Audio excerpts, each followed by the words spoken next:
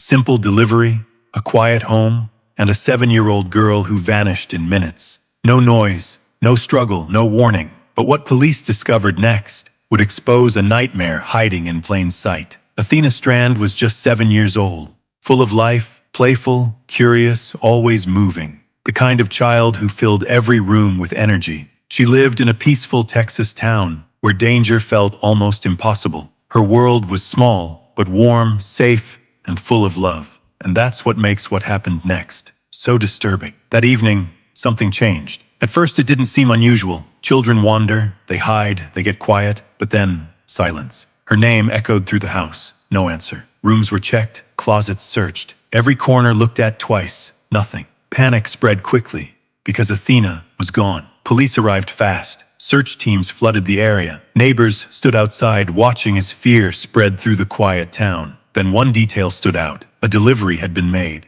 just before she disappeared. At first it seemed routine, something small, something easy to ignore. But investigators knew sometimes the smallest detail matters the most. They began to dig deeper. Every timeline, every movement, every second. Investigators explored every possibility. Was it a stranger? An accident? Something hidden? Nothing made sense. No forced entry. No clear signs. Just a timeline. That didn't add up, but one detail kept coming back. The delivery driver. He was identified as Tanner Horner. At first, just another worker doing his job. But then, inconsistencies. His movements didn't match. The timeline shifted, and slowly, suspicion turned into focus. Pressure built, and the case changed. This was no longer just a disappearance.